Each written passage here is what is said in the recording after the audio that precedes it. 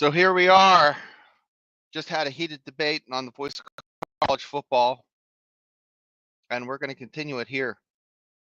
So the question is, guys, we have a lot to talk about. What do you guys think is the recipe for success for the Mountaineers moving forward? I don't think it includes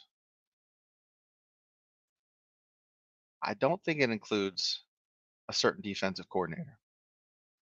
So we're going to talk about Nick Saban, Pat Mack, Garrett Green and NICCO, and the Brown billboard fiasco.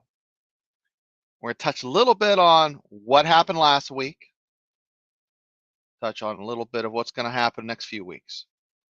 So if you're ready to listen to all that, have fun, be entertained, then buckle in and we're going to get on with it. So first off, I'm going to pull up something. Well, I'm not going to pull that up first. We'll just kind of talk a little bit. So if you're a Mountaineer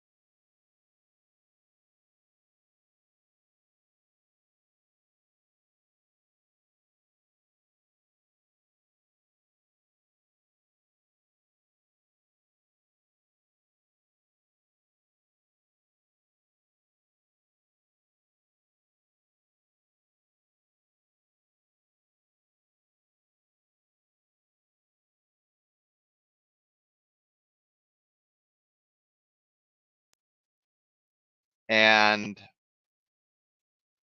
I think that's an immediate improvement. Now hear me out. West Virginia looked like they were going to blow that game, and I might be sensitive because of what happened against Pitt, but it looked like a different team. I have notes here, so I just watched it again. At like 2 minutes remaining in the third quarter, it's like the defensive scheme just changed, and they start They were completing passes in the middle of the field anyways, but it just seemed like, hey, let's keep everything in front of us, and we all know how that ended. Uh, Arizona got back in the game, and if West Virginia wouldn't have scored that last time in the fourth quarter, this would have been Pitt 2.0. Now, NICCO or Garrett Green. NICCO looked like garbage in the Kansas State game. And when he came in for a little bit, when was that? Kansas State. The team had already pretty much just thrown in the towel. They were despondent, and it's really hard to come in as what they call a scrub role, where you're just kind of like mopping up, trying to help out. It's tough, and it was apparent that he wasn't at his best. Now, you had NICCO, an Arizona kid, hadn't started all year. His first start, goes into Arizona, his home state, plays fantastic. He said he was nervous. He had 25 folks in attendance. Good for him. He was threading the needle. He looked like he was a Division I Power 4 quarterback in mid-season form. Those passes were in windows that Clement catch on 4th and 9 in the back of the end zone with 3 defenders. There's only one guy that could catch that, and that was the guy that he was throwing it to, Hudson Clement. Now, he also had a bomb, was caught on the run. There was a couple of screen passes where the pressure collapsed on him. He dumped it off. Man, he looked good. Now, let's talk about Neil Brown. Neil Brown is, from what I've heard, is a very loyal person. And for him to cut his assistant coach is telling, in combination with the play calling of this Arizona game. 2 times on 4th down, they went for it and scored. That's big. That's big. That fake field goal, ran it to the left side of the end zone. Good for the Mountaineers, guys. Good for them. Good for Neil Brown. Neil Brown is playing or coaching like his job is on the line. Man, do you think now the offense doesn't look that bad. They've scored points. Of course, Iowa State didn't score a hell of a lot of points, 18. Kansas State about the same. They can put points on the board, but the defense can't allow 31 points, 28 points, 26 points if they want to beat the teams that remain on their schedule. So with that being said, we're going to talk about the schedule. So I really think that West Virginia, now, when I looked this up 2 weeks ago, there wasn't a chance in hell that West Virginia was going to make a bowl. And no one was going to go out on a limb and say that either. So with that,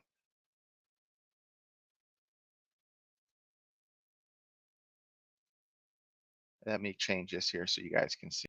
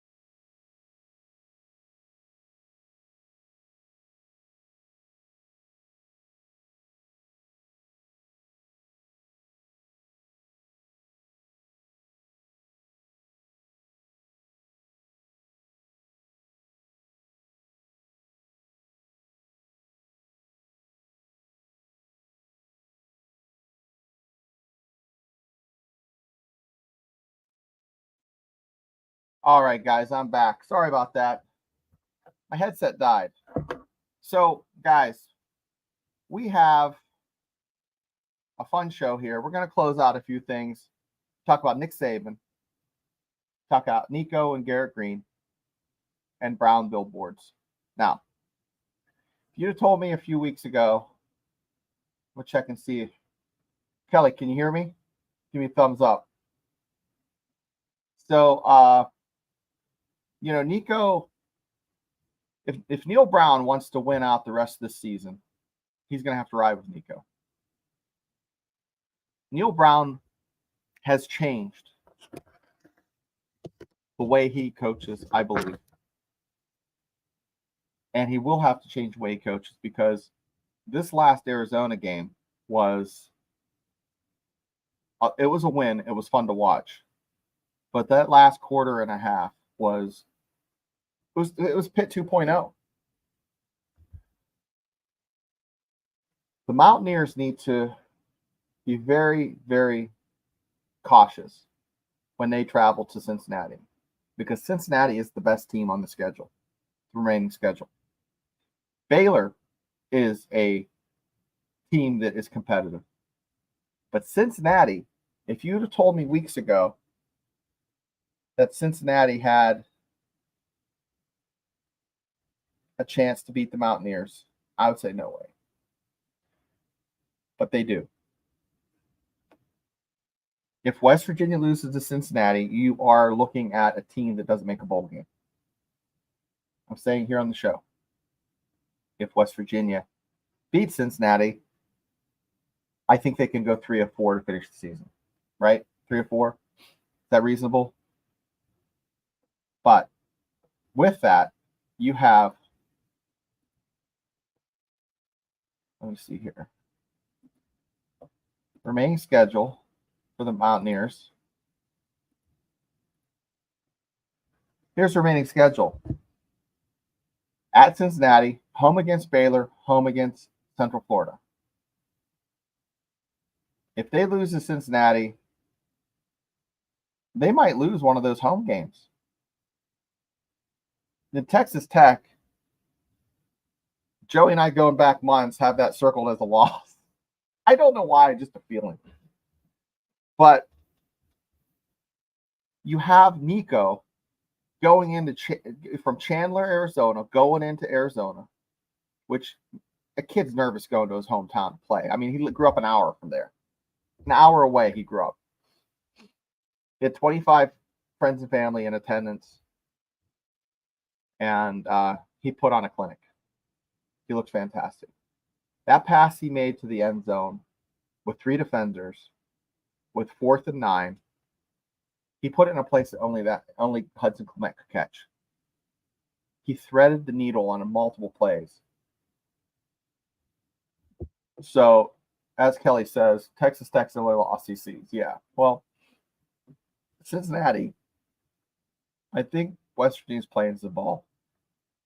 And on the last show, we were talking, and the fans believe that Jordan LESLEY being out of the picture is going to be a huge, huge difference maker. Neil Brown used to be cautious. You know, one of those blackjack players that plays exactly as it's written. You know, split on this. You know, guys, 4th down, 2 times he went for it. Scored both times. Is it luck? I don't know. I'd rather be lucky than good, but West Virginia, a little bit of both. And a little bit of both moving forward. Eric. Yes, 2 wins is enough for a bowl game. So, yeah, I went 8 minutes in this show and you guys couldn't even hear me. My headset died. It's terrible. Technology, right? So, here we go. Let's talk about Nick Saban. Let's talk about old Nick Saban. Ready? Let me put this up for all you guys to see. Ready? So, Nick Saban.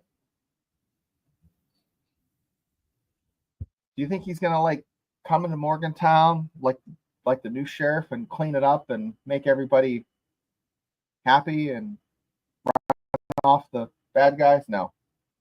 Guys, it ain't happening. What I see is Nick Saban or maybe Pat Mack as in an advisory role for the Mountaineers moving forward if they make a coaching change. Now, last show, I went on a rant about the Wolfpack. I'll do it here real quick. Mountaineers, if you're a fan, you can say whatever you want. But when you put that sign up, it affects the players. It affects the players' families, and it affects the coaches. Now, coaches are getting paid handsomely. You're going to say, well, they're making millions of dollars. Yes. But would you do something to negatively affect the outcome of the game? If you knew your actions would maybe make that coach or player not play to their potential, and that's what you're doing.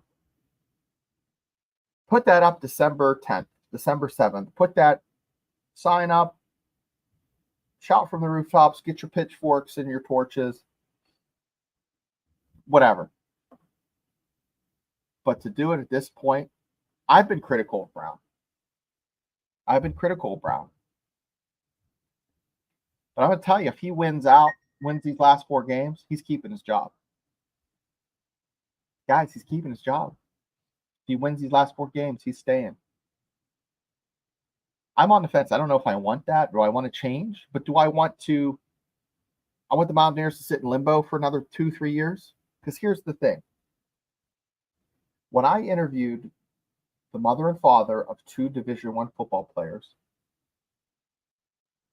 I think that was in July on this show, the one thing they told me, I said, listen, what makes your decision? Why do you choose one school over the other? Is it swag? Is it the gear? Is it the weight room? Is it the Penn State Creamery? Yes, the Penn State Creamery was delicious, but my youngest son picked Ohio State. It came down to coaching stability. Coaching stability. Like, was way up here. Swag, NIL money was low on the list. Coaching stability, guys. We know what we have with Neil Brown.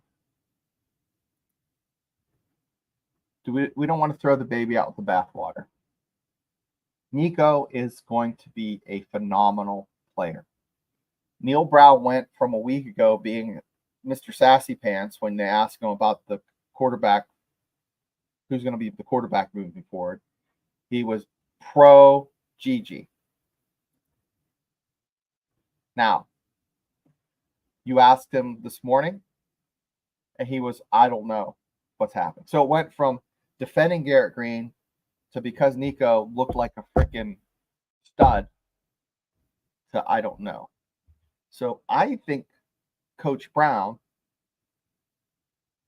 is coaching a little bit more aggressively and not being down the line conservative, doing the stats, doing the numbers. So Eric says the buzzword these days, players want to know the guy they start with. They'll be there till the end. Yeah, I think the guys here with Neil Brown are sticking around. Remember Dana? It was like a revolving door right towards the end there. You didn't know who you're going to get. But, it's the bye week. Everyone's getting healthy. Everybody looked pretty healthy coming into this game. I love the all-white uniforms. They're one of my favorites. But Cincinnati, they're going to have fans there. You're going to have a lot of fans there that are excited, that haven't got to watch football in a while. I mean, Mountaineers versus Cincinnati football in a while. So you're going to have fans from WVU, from West Virginia going up into Cincinnati. It's not a far drive. So, with that, guys, high school football's over. college football's heating up, NFL's heating up. You're going to see me here on Thursdays or Fridays and Tuesdays. If you're a Steelers fan, join me at 9:30 on the Steelers Dynasty podcast. We're gonna be with Mark from Steelers Nation Australia. We're gonna give our top 3 players from last night's game. Last night we had a watch party, a lot of fun. The week before we had 4,000 views, which is gangbusters for us. But Eric, thanks for tuning in, guys. If you like Mountaineer sports and you don't feel like looking at the stats, just want to kind of go by the feel, I'll tell you the feel is good. Mountaineers are trending in the right direction. The concern of the defense, seemed like half of the third quarter or 2 minutes remaining in third quarter, fourth quarter was just a free-for-all. If Mountaineers wouldn't have scored that one time in the fourth quarter, we're talking Pitt 2.0. Mountaineers are looking good. Going into Cincinnati, Cincinnati's going to be the test on how those other games fall. West Virginia loses. I think you lose a lot of the team right now. I think they were losing the kids. I think they got them back with this win. I think NICCO is the catalyst, the linchpin. Garrett Green's the leader, but moving forward, NICCO's your man for next year. Unfortunately for Garrett Green, that injury came at a bad time. You go with the guy that has the mojo, and I think the mojo moving forward is Mr. Garrett Green. Guys, thanks for watching. I will see you